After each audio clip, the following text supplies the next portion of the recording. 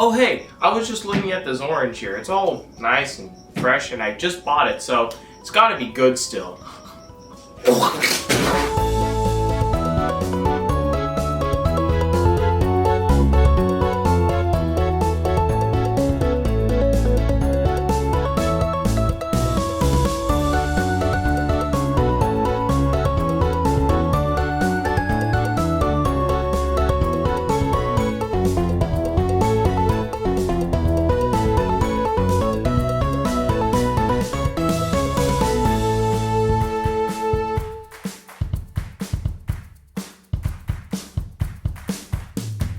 Howdy and hello everyone, and today we take another dive back into urbanist topics because I'm just a masochist like that.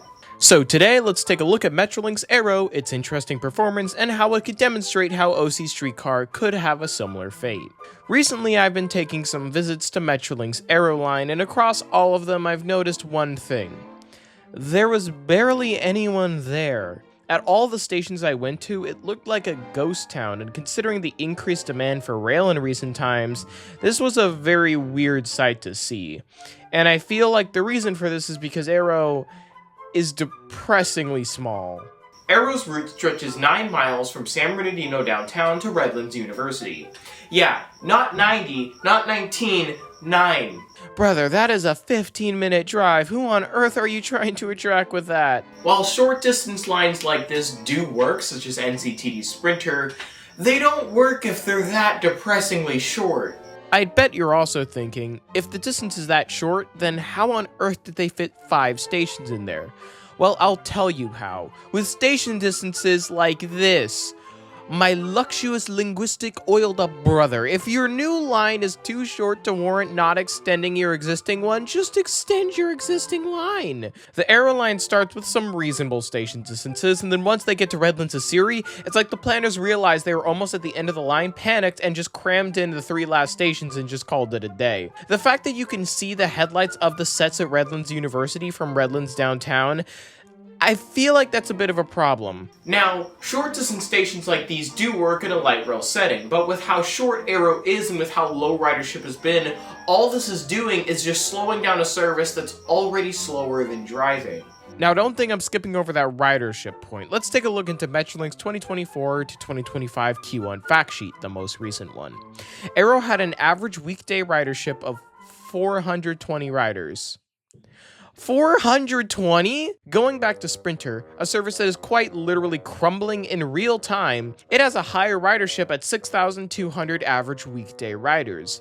Now, of course, many of you are probably saying, that's not a fair comparison because Arrow is way smaller than Sprinter. Well, buddy, good job, because you just proven my point. Arrow is far too small for the amount of money that was put into it, that being $130 to $150 million. Arrow would have been much better off as a simple expansion to the San Bernardino line to the Redlands. Oh, wait. They already did that with the weekday express trains. Then what the hell was the point of this? Apparently, the whole reason for Arrow's existence was that it wasn't even supposed to be owned by Metrolink at first, rather Omnitrans. But because of Omnitrans' situation when Arrow began construction, Metrolink took up the project. So basically, Arrow is Metrolink's adopted child that they didn't really want in the first place and is way inferior to all their other children. Even the Riverside line is more impressive than Arrow. Like, come on, there is no way you're about to be beat by the Riverside line. So, to sum it all up, Arrow should have just been an expansion of the San Bernardino line, and its whole existence in its entirety is kinda just dumb. And before you start typing away talking about expansions in the comments, I have seen and found literally nothing about route expansions, so at this point, any expansions to Arrow would take stupidly long to become a reality. Now, this isn't to say I'm a hater of the idea of Arrow. Small services like this can be helpful, just with the amount of money that was put into it and the lack of riders it sees, I feel like there were better options available. But now let's look into what this story could mean for a similar project in Orange County, that being OC Streetcar. For those who don't know, OC Streetcar is a light rail project stretching from the Santa Ana Regional Transit Center to the new Transit Center in Garden Grove. The total travel time is estimated at around 20 minutes and has a total cost of, holy crap, $649 million. Damn, okay, Arrow seems a bit less bad now after looking at that. Arrow and OC Streetcar are both similar in the fact that they're both short projects that are just in general depressing in length.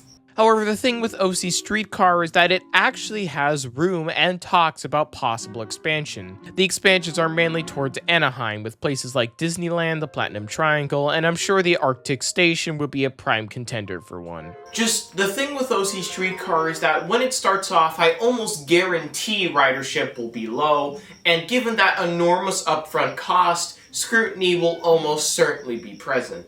And considering the current circumstances for getting funding for rail, my god, getting funding for OC Streetcar expansions will be a pain in the butt to even begin starting to think about. But with all that being said, I think it's safe to assume something needs to be done about Arrow and OC Streetcar before they both go down in history for being anything but a success. Now, if you'll excuse me, I have some food to finish.